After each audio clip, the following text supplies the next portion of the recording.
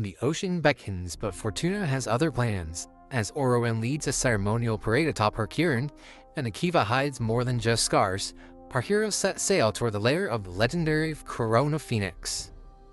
Volke sharpens his manipulation, but dreams from Adelgis hint at something darker. A plague-ridden fire giant emerges.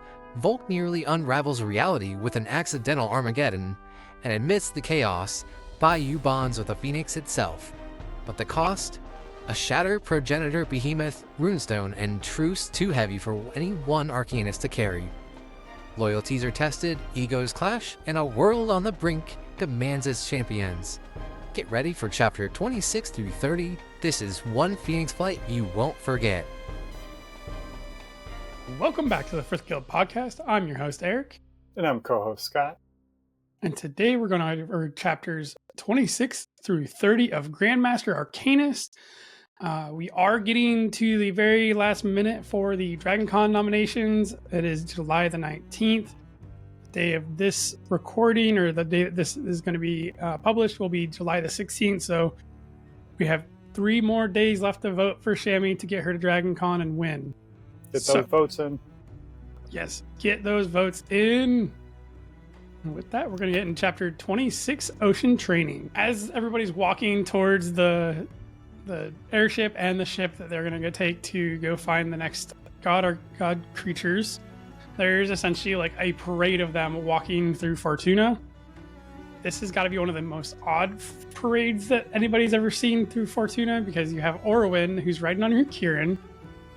You have Akiva, who's pretty much just like covered up and just acting like he's not there, or trying to make like he's not there. And then we have Ezreal, who is on top of his Keeper of Corpses Eldarin. Which is made of dead bodies. Right. So, again, this is probably the most odd parade that they've seen in Fortuna, but I think we're having Orowin and Ezreal trying to take any and all attention off of Akiva, so that way nobody's like, hey, that's the guy that did the thing. The dude that killed our queen.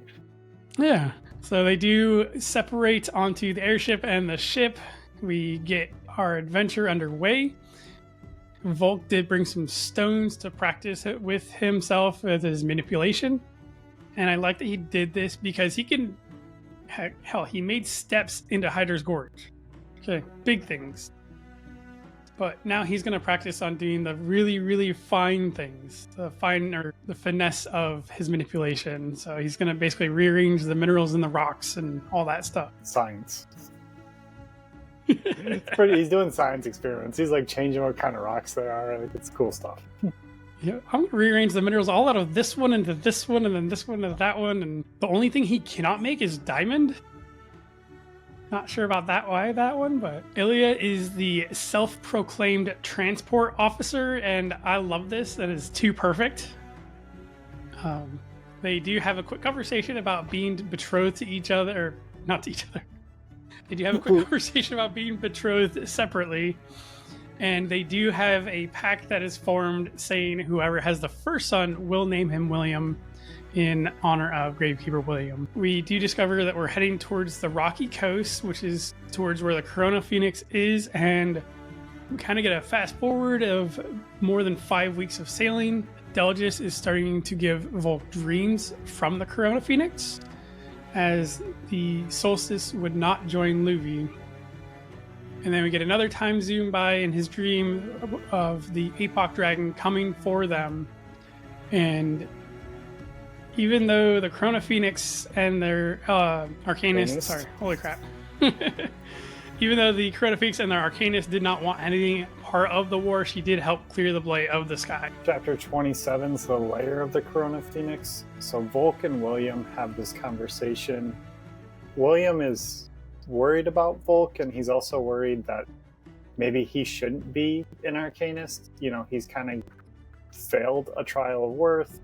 He wasn't chosen a few times, so he's like, maybe this isn't cut out for me, which is pretty fair self-doubt after you kind of get rejected a few times. He does give Volke some crap, because he's like, you didn't even tell me you were betrothed. I had to hear it from Zaxxas, which is pretty much everybody.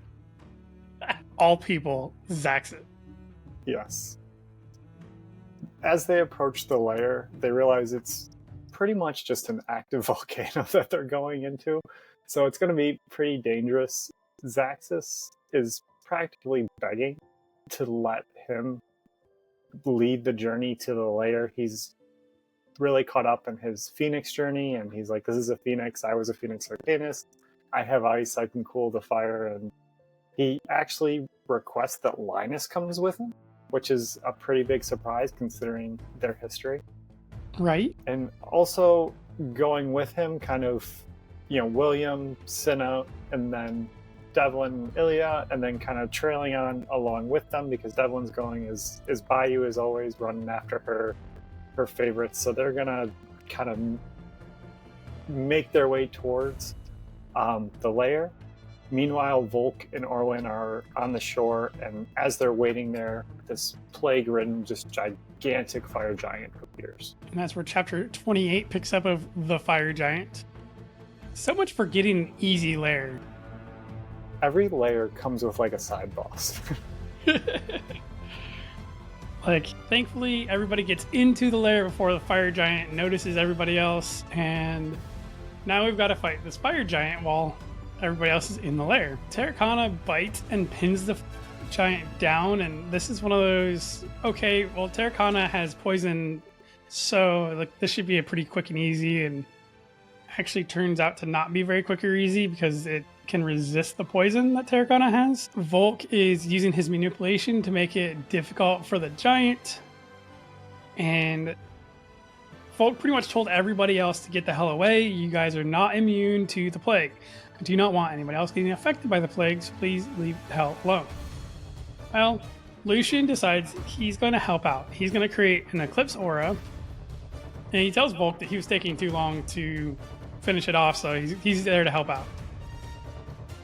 Volke decides this is the perfect time to practice his aura creation. This is definitely something that he needs to work on because he doesn't do it very well, a very good job at it. He forces it and ends up creating his Armageddon aura instead of the Salvation aura. Chapter 29 is the Corona Phoenix Arcanist. Eviana comes in and saves him. He has this moment where he's like, I can't hurt Eviana, and that ends up stopping the flow of the magic, so the aura stops. On the plus side, so cute. On the plus side, the fire giant melts, which is kind of weird to think about. Orwin, very Orwin-y, just comes up and is like, yeah, that was sloppy. Like, you got to do better than that. As they're finishing up their battle, there is this giant pillar that appears. Out comes the Corona Phoenix, and in the talons of the Corona Phoenix is Biyu, who has somehow bonded to the Corona Phoenix, despite probably being way too young to be able to do that. Holy crap. Yeah. Not the one they were really trying to bond with a god creature, but the Phoenix did say they wanted somebody who was calm, and essentially it said that if I don't get to bond with Biyu, I'm going to just kill everybody. So they're like, fine, you can bond with Biyu. And then, unfortunately, as this is going on, the progenitor behemoth, Runestone... Everybody also looks at Volke and is like, what the hell did you do? Why did you break it?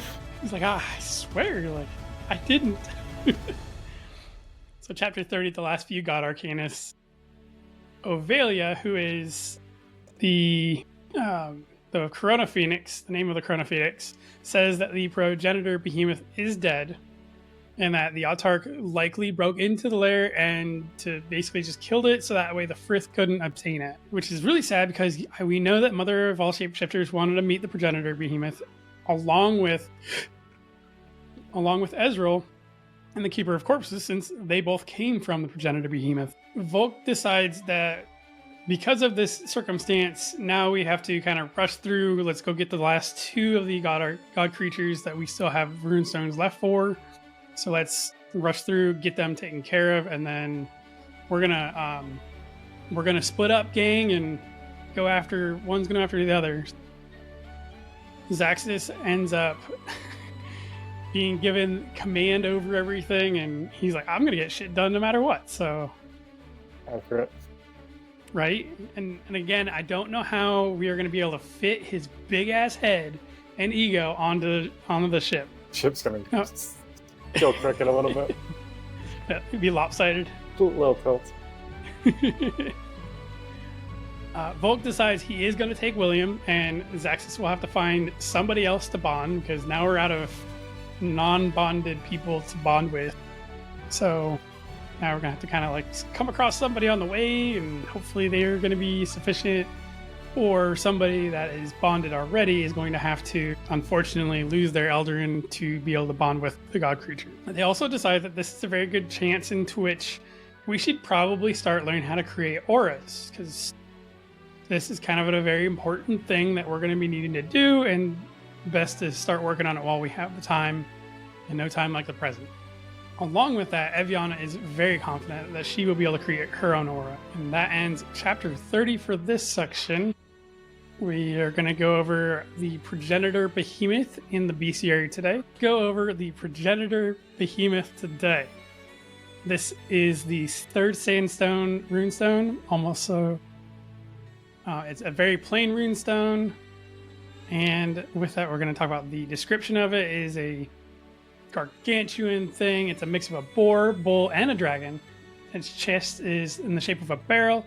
It's got thick leg muscles, and its body is covered in scales. Progenitor behemoth. It has a mane of creatures, all kinds of creatures, from snakes to birds to cats to shellfish. They writhe and move on their own power and eventually wiggle themselves free from the behemoth's flesh. And the beast has massive horns that curve across most of its back. And its tongue is in the shape of a sea serpent, complete with its own mouth and set of teeth. So, like, alien. Now, with the Trial of Worth, most similar to all the other god creatures, we first have to have the correct runestone, which this one is a sandstone runestone. They have to locate the lair, and then it basically spawns in a jungle in Varden somewhere, and the individual must brave the dangers of the lair. They involve carnal desires brought to life in horrifying ways, and it only bonds with someone who wants to be a mother or father more than anything else. So, not saying like a Kiva would be the perfect person to bond with it, but we know that King Basilisk are very gung-ho about that, about family and reproduction. As with all god creatures, it is a tier 5 and only is born out of a turning of an age. And it is the 10th to spawn of the 12 creatures. Now its evocation, again, we have our creation and destruction. Its creation aura or creation evocation is musk, and it can evoke a sweet smelling mist that blankets the area. And it's an emotion controlling fog. It controls all emotion, especially rage, anger, depression, and self-loathing. And can also induce a powerful sense of affection, desire, and lust. And it is so potent and acts so fast that it can turn battlefields into impromptu orgies.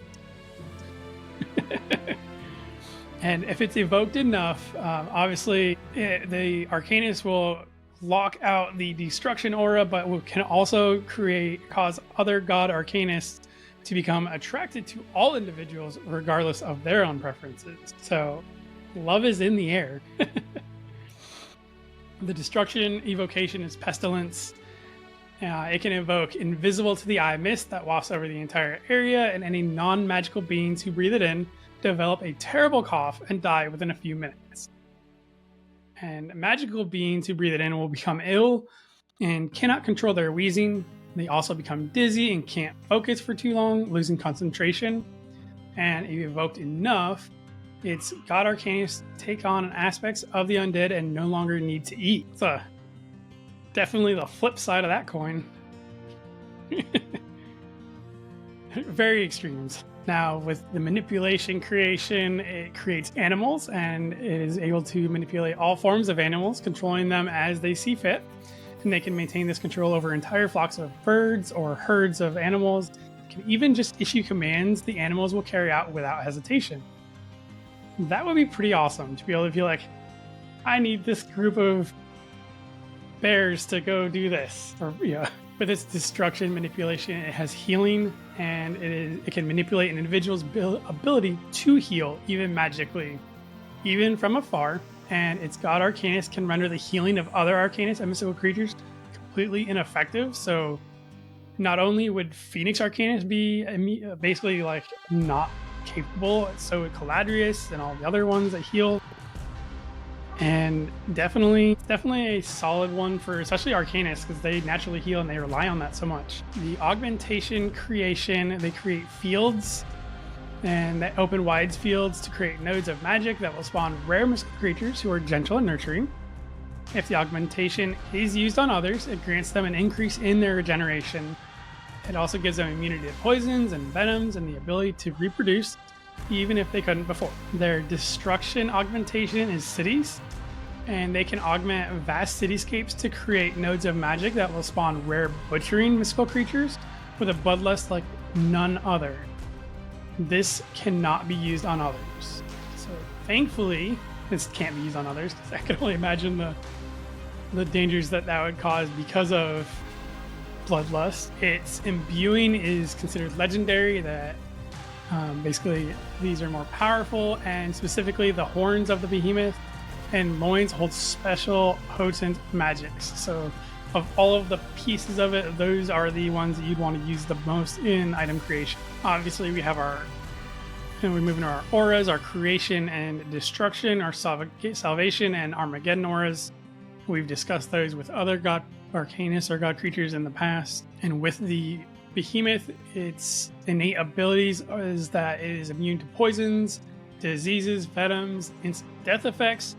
So it could kill a Grim Reaper or a Reaper and not get the endless sleep. It can also have the magic, is immune to magical corruption and mind control. They don't need to breathe, and they have increased regeneration rate, and they become more beautiful in most ways. It can have children with other god creatures to create powerful and unique mystical creatures. And lastly, it can switch between male and female, shifting its body and organs as though clay. It's whatever it wants to be. With the true form type, it is gayest just like all the others. Behemoth Arcanist must kill at least one other god creature and must be the only sole surviving god Arcanist. And its appearance is that it achieves its true form. It grows 3 times as large, sprouts wings, develops a fish-like tail, and sprouts antlers the size of massive trees. And then 16 heads cover its body, and it develops 2 more mouths. Its true form ability is Mother of Gods, and can become pregnant with a new god creature. So we could have 14 now. And the birth of this new god creature changes the flow of magic in the world, permanently altering the arrival of the future god creatures. While current and future god Arcanist marks gain a new point to their star, becoming a 13-pointed star. And from then on, this new god creature is born the same way as the others during the next turning of age, and even spawns its own runestone and lair. Like, that has to be like the coolest outside of the Apoc Dragon, because not only can it create a new one, or the fact that it can create a new one, like the only god creature that can create another god creature, right? And then all of a sudden you're at like 60 some, you're like, okay, we need to chill this out. It's just like a blob at that point, like little boats coming out of it. As far as in-world lore, we don't really know too much about it, other than that it can change sex without consequence. It's pretty much, it can have children with other gods. It can create something that nobody's ever seen before. And the first person that bonded with the progenitor behemoth was Colin, a kind individual who loved animals more than people. And those who bond with the progenitor behemoth are known as the shepherd. Now, with some in real world inspiration, it's based off of the Old Testament myth of the behemoth, a monster created by God at the beginning of creation. According to the book of Job, this primeval creature was so powerful, only God could overcome him. His strength was in his loins, and he was so massive and so fruitful with his children, his flesh would create a feast for the end of days. Definitely hits the nail on the head on that one. All right, and with that ends this week's episode. Scott, do you have anything else you would like to add today? Yes, go vote for Shammy Hopefully we're going to have some more news soon about the second bestiary and the Kickstarter. I don't know about you, but I want my Nickelodeon plushie and the book. I really want the book too. Can't wait to see Dreadforms. With that, we'll catch you guys next week.